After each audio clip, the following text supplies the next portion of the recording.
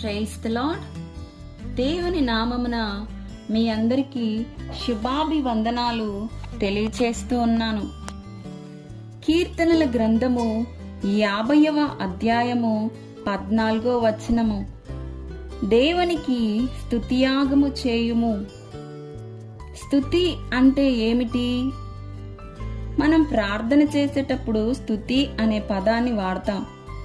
కానీ చాలా మందికి స్తుతి అనే పదానికి అర్థం తెలీదు. స్తుతి అనగా దేవునిని పొగడుట, దేవునిని గొప్ప చేయుట, దేవునిని ఘనపరచుట, దేవునిని మహిమపరచుట. స్తుతియాగము అర్పించువాడు ఆయనను మహిమపరచుచున్నాడని లేఖనం సెలవిస్తూ ఉంది. అయితే అసలు దేవునిని మనం ఎందుకు స్తుతించాలి అని గమనిస్తే, యెషయా గ్రంథము 43వ అధ్యాయము 7వ వచనము, అదే యెషయా గ్రంథము 43వ అధ్యాయము 21వ వచనము. మనము సృష్టించబడినది ఆయనను మహిమపరచుటకు, స్తోత్రించుటకు. మొదటి దశలోనిక పత్రిక 5వ అధ్యాయము 16వ వచనము, దేవునిని స్తుతించుట న్యాయం, అదే దేవుని చిత్తం కూడా. స్తుతించుటలో ఆనందించలేనివాడు రేపు పరలోకంలో కూడా ఇమడలేడు. ఎందుకంటే పరలోకంలో నిత్య స్తుతి ఆరాధన జరుగుతుంది కాబట్టి. అయితే దేవునిని మనం ఎప్పుడు స్తుతించాలి అని చూస్తే, దేవుని చిత్తంలో ప్రార్థించి అడిగినవి పొందామని విశ్వసించాలి, స్తుతించాలి. సంతోషంలో దేవుని స్తుతించాలి, దుఃఖంలో కూడా దేవుని స్తుతించాలి. సంతోషంలో చేసే స్తుతి కంటే కూడా దుఃఖంలో చేసే స్తుతికి దేవుడు ఎక్కువ విలువ ఇస్తాడు. అపోస్తలుల కార్యములు 16వ అధ్యాయము 25-26 వచనములో బంధకాలలో పౌలు భక్తుడి చేసిన స్తుతి మనకు కనిపిస్తుంది. విస్తార బాధ్యతలలో కూడా దావీదు దేవునికి స్తుతి చెల్లించాడు. కీర్తనల గ్రంథము 119వ అధ్యాయము 164వ వచనము, కీర్తనల గ్రంథము 103వ అధ్యాయము 1వ వచనము దానికి సాక్ష్యమిస్తుంది. అయితే దేవునిని ఎలా స్తుతించాలి? దేవునిని పెదవులతో కాదు, హృదయపూర్వకంగా స్తుతించాలి.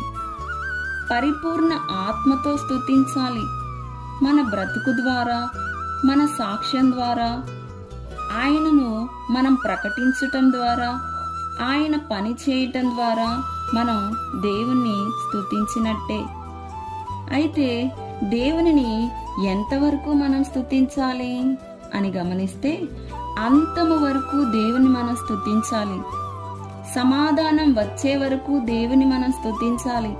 అపోస్తలుల కార్యములు 16వ అధ్యాయము 25వ వచనము, సమాధానం వచ్చే వరకు, సమాధానం వచ్చిన తరువాత కూడా దేవుణ్ణి మనం స్తుతించాలి.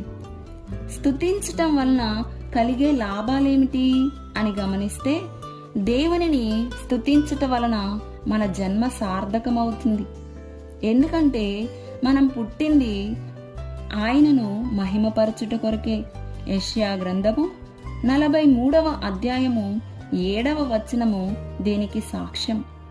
కీర్తనల గ్రంథము 50వ అధ్యాయము 23వ వచనములో స్తుతియాగము చేయువాడు ఆయనను మహిమపరుచుతున్నాడు అని దేవుడు అన్నాడు.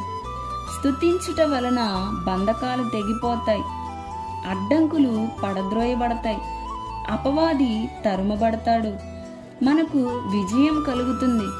స్తుతించటం ద్వారా ఎలీషా దేవుని అభిషేకం పొందాడు. కాబట్టి మనం దేవుణ్ణి స్తుతించాలి. దేవుని మహిమపరచడానికి మనం ఈ భూమి మీదకి వచ్చాం. దేవునిని మనం సంతోషంలో ఉన్నప్పుడు మాత్రమే కాదు, కష్టాల్లో ఉన్నప్పుడు కూడా స్తుతించాలి. కష్టాల్లో ఉన్నప్పుడు కూడా దేవుని మహిమపరచాలి. మన బ్రతుకు ద్వారా, మన సాక్ష్యం ద్వారా మనం దేవుణ్ణి ప్రకటించటం ద్వారా ఆయనను మనం మహిమపరచాలి. మన జీవిత అంతం వరకు దేవుని మనం స్తుతించాలి. అప్పుడు స్తుతి మన స్థితిని మారుస్తుంది. నిజమే, మనం చేసే స్తుతి మన స్థితిని మారుస్తుంది. స్తుతి మన బంధకాలను తెంచివేస్తుంది, మనకు విడుదల అనుగ్రహిస్తుంది. స్తుతించినప్పుడు దురాత్మలు కూడా తొలగిపోతాయి. స్తుతించినప్పుడు దేవుని అభిషేకం మన మీదికి వస్తుంది. స్తుతించినప్పుడు దేవునికి మహిమ కలుగుతుంది. కాబట్టి మన నోట ఎల్లప్పుడూ నిత్య స్తుతి ఉండునుగాక. ఆమేన్.